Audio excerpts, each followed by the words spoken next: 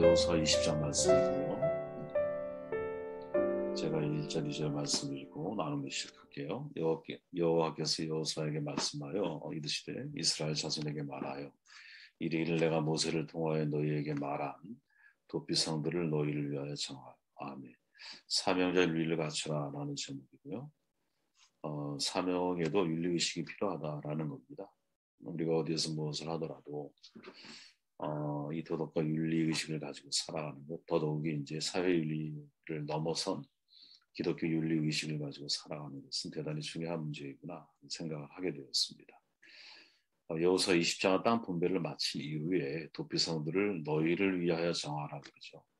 도피성 제도를 요구하는 하나님을 소개합니다. 도피성은 하나님을 위한 게 아니에요. 사람과 사람 사이에 사회적인 관계를 위해서 필요한 거라는 거죠. 690년 만에 가나안 정착이 성취가 되었어요. 제비뽑기를 통해서 경제적인 평등, 의식주의 안정이 이제 만들어져 갈 겁니다.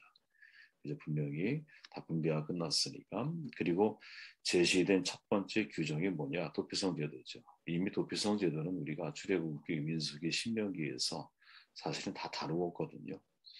또 동일한 내용 가지고 우리가 고민해야 할 게 뭘까? 이거는 가나안 땅 분배 이후에 하나님이 요구하시는 첫 번째 제도라고 하는 것에 사실은 중요한 포커스를 맞출 수 있다라고 저는 생각을 해요.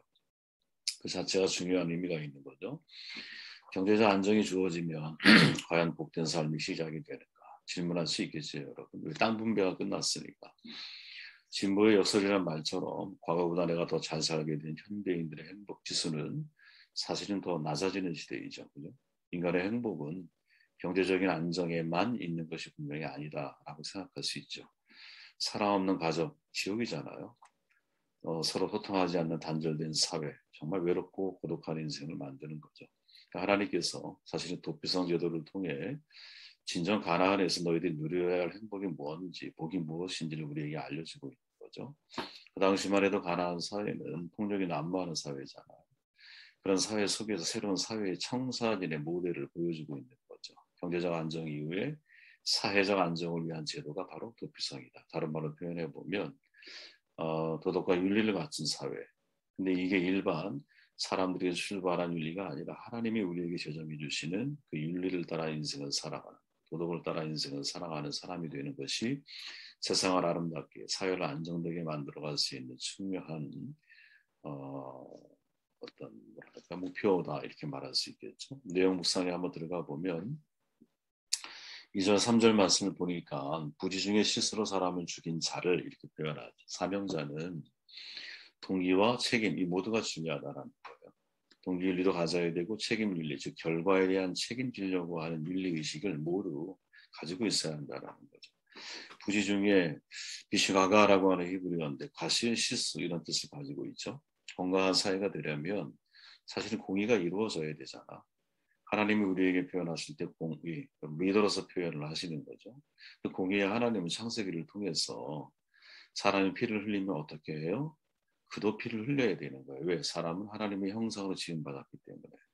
또 출애굽기에서는 우리가 보통 말할 때 모세의 동해보호법이잖아요. 눈은 눈으로, 이는 이로, 손은 손으로, 발은 발로 이렇게 표현하죠. 일명 사실 창세기와 출애굽기에 기록되어져 있는 하나님의 공의는 뭐냐? 동해보호법으로 우리에게 소개가 돼요.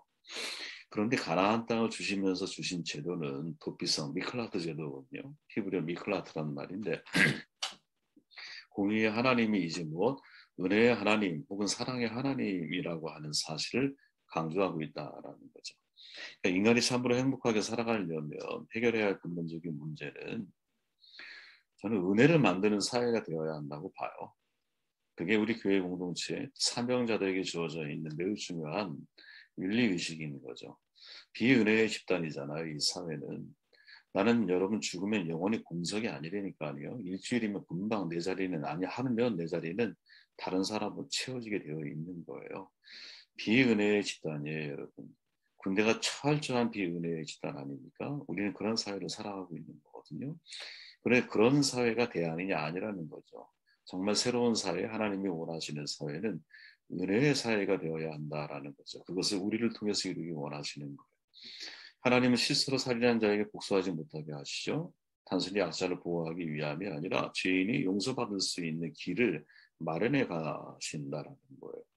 땅 분배라는 경제적인 안정 이후에 도피성 제도라고 하는 사회 관계적인 안정을 이스라엘 사회에게 요구하고 있는 거죠.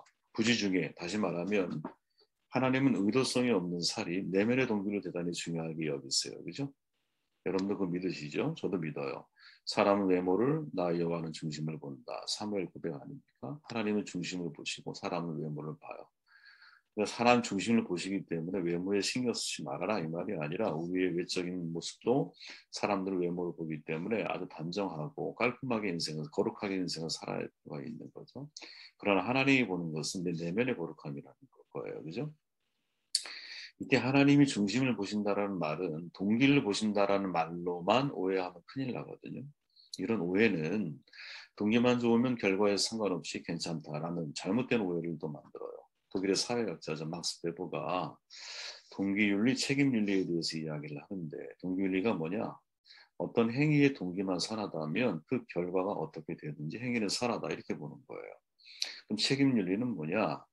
동기뿐 아니라 결과에 대해서도 책임질 수 있는 행위라야 선하다고 보는 거예요. 이 두 가지 윤리가 다 있다고 말하는데 베버는 성경이 가르치는 윤리는 뭐냐? 동기윤리라고 주장을 하는 거야.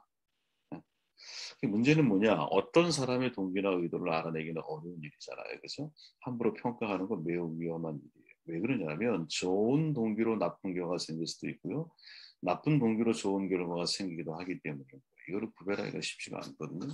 베버는 동기윤리가 성경이 말하고 있는 윤리가 아니라고 말하고 있는데 과연 그럴까? 저는 거기에 사실 동의하고 싶지 않아요. 그 이유는 뭐냐면 예수님은 동기와 결과에 대해서 입장을 명료하게 정리하시거든요. 마태복음에 보니까 좋은 나무가 나쁜 열매를 맺을 수 없어. 못된 나무가 아름다운 열매를 맺을 수 없어. 이렇게 말해요. 그러니까 좋은 동기에서 좋은 열매를 맺는다라는 믿음을 가지고 살아야 할 사람이 그리스도인이라고 하죠. 그러니까 우선적으로 선한 동기를 가져야 하는 게 맞아요. 열매 이전에 나무가 중요한 거예요. 좋은 나무가 되면 좋은 열매를 맺을 확률이 대단히 높은 거죠. 열매가 예를 들어서 그 사람의 행위라면 나무는 그 사람의 됨됨이, 인격, 성품 이걸 가리키겠죠. 열매가 결과라면 나무라고 하는 것은 마음의 동기와 목적을 의미할 수 있을 거예요. 그죠? 예수님은 행동부터 결과부터 바꾸라고 말하지 않아요. 속 사람이 변하면 행동을 자동적으로 따라오게 되어 있다. 인격이 우선이라는 거죠. 한 걸음 나아가서 예수 믿는 사람들은 우리 자신을 바라볼 때는 나는 결과를 살피고 타인을 볼 때는 동기를 살피는 훈련을 할 때 이게 바란스가 잘 맞아가는 거죠. 가장 큰 실수는 뭐냐? 나는 결과가 잘못됐는데 동기를 내가 보면서 나를 위로하려고 해요. 열심히 했는데 잘 안 됐다는 거지. 이 적용은 여러분 타인에게 할 줄 알고 나는 오히려 결과에 대해서 냉정한 심판, 냉정한 판단을 내가 할 수 있는 사람이 되면 자신을 훨씬 더 우리가 은혜롭게 이 세상을 살아갈 수 있지 않을까? 자, 생각해 보세요, 여러분. 선한 동기에서도 나쁜 결과가 생길 수 있잖아. 그때는 뭐가 필요하냐? 동기윤리, 동기만 볼 게 아니라 책임윤리, 결과에 대해서 책임지려고 하는 마음과 태도를 우리가 놓치면 안 된다라는 거죠. 자, 보세요. 부지 중에 살인을 저지른 사람이 도피성에 피한다고 해서 문제가 끝난 게 아니야.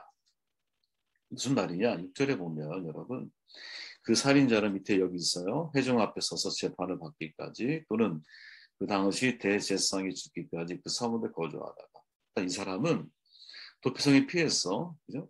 재판을 통해 과실이 박혀질 때까지 성읍에 대기하다가 과실이 확인되면 대제사장이 죽을 때까지 그 성읍을 떠날 수가 없어요.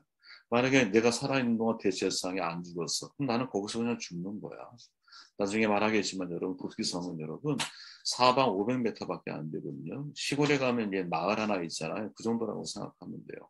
그게 내가 평생 살아야 할 장소인 거야. 이게 사실은 얼마나 고통스러운 일이겠어요. 그죠? 그러니까 다시 말하면 도피성은 대가 지불의 장소라는 거죠. 의도성이 없는 살인이기 때문에 그죠? 재판을 통해서 죄 없음이 밝혀졌어요. 그럼 풀어줘야 되는 게 맞는 거 아니에요?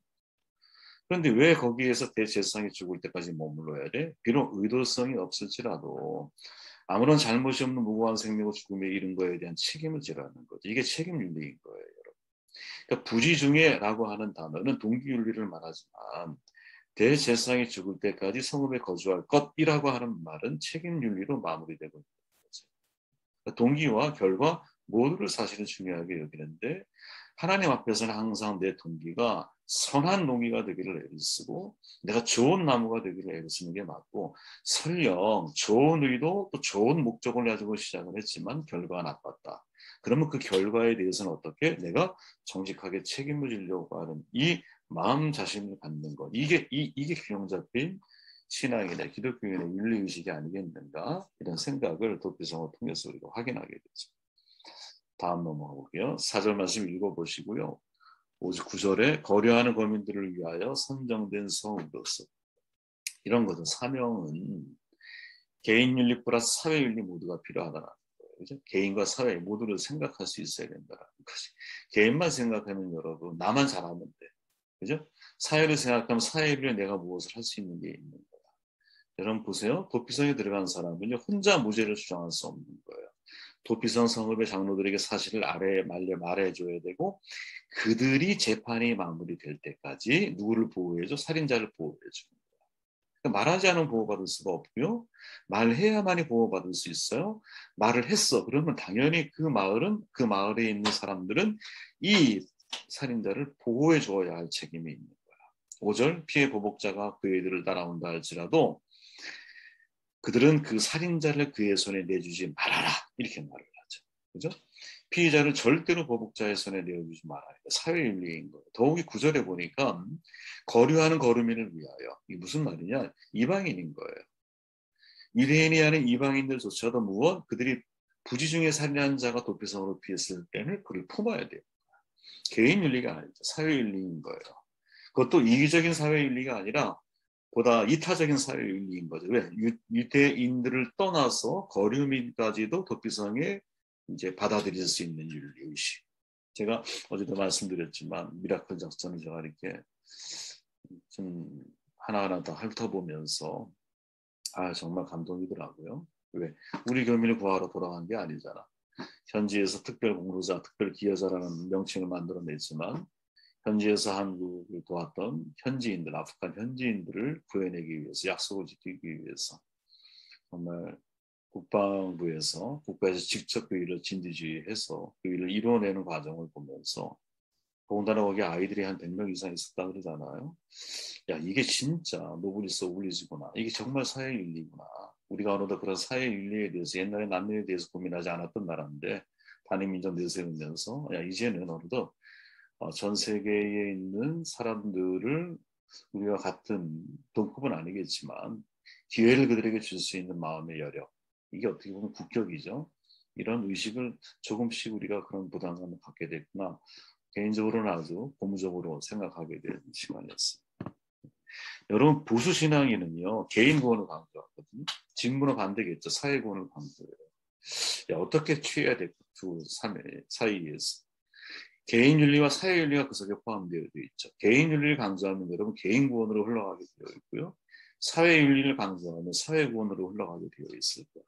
우리가 주목해야 할 대상은 누구냐? 예수님이죠, 당연히. 예수님의 활동 여경은 여러분 세상 속에서 그죠? 사회 전체를 바라보는 그런 삶의 태도를 우리에게 보여주셨잖아요. 예수님이 사랑한 것은 하나님이 세상을 이처럼 사랑하사 세상 자체를 사랑하셨어요. 죄인들을 사랑하셨어요.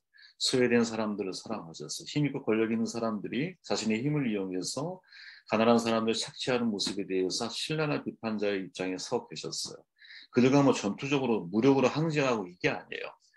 가난한 자들을 돕고 그들과 함께하는 과정을 통해서 오히려 예수님의 삶이 그리스도인의 삶이 어떤 방향으로 흘러가야 되는지 싸우고 저항해야 할 문제라기보다 소외된 사람들과 함께하면서 내 입장을 정확하게 보여주는 이게 사실은 어떻게 보면 예수님이 우리에게 보여주신 매우 중요한 삶의 태도인 거죠. 저는 여러분 신학자 폴 틸리가 이런 말을 한 적이 있거든요. 예수에 대해서 우리는 모두 지저스 크라이스트라고 말하잖아요. 근데 틸리는 뭐라고 말하냐면 Jesus as the Christ라고 표현을 해요. 무슨 말이에요? 그리스도로서의 예수라고 하는 말이에요. 예수 그리스도와 그리스도로서의 예수가 도대체 뭐가 다르지? 뭐가 다를까 이게? 생각해보면 이런 거예요. 예수님은 독자가 아니잖아요. 예수님 남자 형제들이 있었어요. 성경에 없지만 여자 동생들도 분명히 있었겠죠. 그 중에 맏아들이 누구, 장자가 누구? 예수님이야. 그러니까 부모에게는 아들이고 형제들 사이에서는 장자된 자리에서 어떻게 그리스도로서의 삶을 살아가셨다라는 거지. 그러니까 인간이 이 땅에서 어떤 방식으로 내가 하나님의 자녀의 인생을 살아가야 되느냐? 이게 사실은 Jesus as Christ라고 하는 폴 틸리의 말 속에 담겨 있는 거예요. 내가 어떻게 이 땅을 살아가면서 하나님의 아들로 인생을 살아갈 수 있는, 예수님은 부모로서의 아들이고 부모 밑에서 형제로서의 맏아들이지만 어떻게 소외된 사람과 또 가난한 사람과 내가 도와줘야 나의 도움이 필요하고 자유를 얻어야 할 사람들과 가까이 하면서 하나님이 어떤 마음을 가지고 살아야 하는지를, 또 그리스도인이 그리스도가 어떤 인생을 살아야 하는지를, 무엇을 위해서 이 땅에 오셨는지를 이렇게 삶을 통해 드러내보고 보여주고 계신다. 그냥 삭개오유에 들어가시는 거야. 밖에 있는 바리새인이나 서기관을 욕하는 거예요. 죄인들과 함께 식사를 한다고. 그러나 들어가는 것 자체가 뭐예요? 그리고 함께하는 것 자체가 뭐예요? 그게 하나님의 마음이고 그게 사회윤리인 거지. 그러니까 예수라고 하는 한 개인이 그리스도라고 하는 전 인류를 대상으로 해서 인생을 살아가시는 거예요. 우리가 인생을 살아갈 때 이와 같아야 되는 거죠. 내 개인의 삶이 사회 속에서 내가 누구와 함께 하는가에 대한, 누구의 이웃이 되어주는가에 대한 질문을 던지면서 인생을 살아갈 수 있을 때, 그때 이게 그 속에서 하나님이 역사하는 힘이 분명히 나타나지 않을까. 그건 나머지는 읽어보세요. 7절 말씀을 한번 가볼게요. 이에 그들이 납달리의 산지 갈릴리, 게데스와 에브라임 산지 세겜, 유다 산지 쭉 나와요. 이게 뭐냐? 도피성을 세웠던 성읍 이름이죠. 그렇죠? 사명자는 마지막으로 율법과 복음 모두를 품을 수 있어야 된다는 거예요. 그죠? 복음만 품고 율법을 버리지 말고, 율법이 복음을 더 강조하고 강화시키는 것이기 때문에, 율법이 복음으로 인도하는 길과 같은 역할을 하기 때문에 율법과 복음 모두를 사명자는 기억하고 있어야 된다. 도피성, 요단강을 기점으로 해서 48개 레위지파의 성읍이 분배되잖아요. 그중에 6개가 선택이 돼요. 아까 말했죠? 크기가 되게 작아요, 사이즈가. 원래대로 보면 성경에 2000규빗 나오는데 그게 원래 사이즈가 1000규빗이래요. 1000규빗. 그러니까 500m 정도 되는 거야. 사방이 500m. 우리 옛날 시골 마을에 가면 정말 작은 마을 하나 정도의 사이즈. 그죠? 거기에 보통 1000명 정도가 거주를 했다는 거예요. 매튜 헬리는요, 이 6개의 도피성의 이름을 그리스도와 연관지어서 이야기를 하거든요. 매튜 헬리. 유명한 주석가잖아요. 게데스, 거룩한 곳. 성전 대신 예수를 가리킨다. 세겜, 어깨란 뜻이에요. 정사를 어깨에 맨 예수를 가리키고, 헤브론 교제잖아요. 하나님과 교제하시는 그리스도, 이걸 가리킨다. 벳셀, 성도들이 피할 성 대신 성체니까. 라못, 높은 곳. 성도들 높은 하늘에 앉게 해주시는 예수 그리스도. 마지막 고난 기쁨, 성도들에게 기쁨을 주시는 예수를 이렇게 해석을 해요. 대단히 영예적인 해석처럼 보이죠. 그런데 이것도 물론 중요하겠지만 굳이 이 영예적인 해석을 참조하지 않아도 이 미클라트라고 하는 도피성이라고 하는 의미 자체가 사실은 수용한다, 받아들인다는 뜻이거든요. 저는 이게 중요한 메시지라고 생각을 해요. 자, 도피성은 레위지파의 성읍, 레위지파 여러분, 다른 지파가 아니야. 48개의 레위지파 성읍 가운데서 6개를 선택을 한 거야. 그럼 그리스도인은 레위지파라는 것을 부인할 수 없잖아, 우리는. 그래서 누구도 부인할 수 없잖아요. 그 레위지파 성읍 중에 선택이 되고 대제사장이 죽을 때까지 그 성읍에 거주해야 되고, 성읍의 명칭은 모두가 다 예수 그리스도와 은혜, 사랑, 거기에 초점이 맞춰져 있고, 도피성, 미클라트라고 하는 말 자체가 수용하고 받아들인다라는 뜻을 가지고 있어요. 그죠? 그러니까 도피성이 받아들이는 성읍이라고 할 때 예수 믿는 우리는 받아들이는 사람이 되어야 되는 거지. 누구를? 비록 살인자라도. 즉 은혜의 사람이어야 한다. 우리가 잘 알지만 이 도피성은요, 접근성이 좋은 높은 곳에 있어요. 길폭이 14m였더라고요. 미클라트라고 하는 이 편말이 곳곳마다 사람들이 볼 수 있도록 위치를 해놨다는 거 아니에요? 그리고 한 성읍과 한 성읍 사이의 거리가 32km 내외 정도. 그러니까 하루 반나절 정도만 내가 걸어가면 도착할 수 있는 장소가 도피성이었어요. 그게 우리의 포지션이라는 거지. 사명자가 이 사회를 살아가면서 위치해야 할 포지션이 바로 그 정도의 접근성이 있어야 한다는 거죠. 힘들고 어려운 인생, 혹은 부지중에 잘못을 저지른 사람, 하나님의 은혜가 필요한 사람, 소외되고 외롭고 고독해서 인생의 뭐랄까 절박감을 느끼고 있는 사람들이 찾아올 수 있는 정도의 거리에서 용이하게 올 수 있는 도로의 문을 열어놓고 항상 그들이 잘 보는 삶의 자리에서 그들이 왔을 때 그들을 수용할 수 있는 사람이 될 수 있겠느냐. 누가? 네이지파의 성읍이, 교회가, 최소의 교회인 우리 자신이 이런 역할을 할 수 있겠느냐. 생각해 보세요, 여러분. 도피성 밖은요 율법이에요. 그죠? 이해되세요? 도피성 성문 밖은 율법인 거야. 거기에 있으면 이 사람은 죽어요. 보복자들에 의해서. 그러나 도피성 안에 들어오면 거기는 복음인 거야. 야, 우리가 이런 사람이 될 수 있게. 비은혜의 사회를 살고 있어요, 사실. 필립 얀시 목사의 말처럼 우리는 비은혜의 사회거든요. 군대는 비은혜의 최첨단의 뭐랄까 제도예요. 그런 사회 속에서 은혜를 유일하게 세상 가운데 줄 수 있는 것이 도피성인데, 이 도피성이라고 하는 제도가 하나님의 땅 분배 이후에 가장 먼저 이스라엘 백성들에게 요구하고 있는 제도라는 거죠. 경제적 안정 중요해. 그러나 그보다 훨씬 더 중요한 것은 사회적인 안정이야. 그럼 사회적인 또 관계적인 안정을 이루려면 너희들에게 필요한 게 뭔지 아니? 서로가 서로를 은혜로 바라볼 수 있는 시각인 거죠. 그죠? 율법이 있지만 복음으로 율법을 걸어안을 수 있는 사람이다. 한 개인 중요하지만 이 개인이 사회라고 하는 시각을 가지고 인생을 살아갈 줄 알고. 그죠? 그리고 어떤 일이든 내가 동기도 물론 중요하죠. 하지만 결과에 대해서까지도 내가 책임을 지려고 하는 삶의 태도를 유지해 가는 것. 이것이 사실은 사명자가 잊지 말아야 할 중요한 윤리의식이 아니겠나 그런 생각을 하게 되었습니다.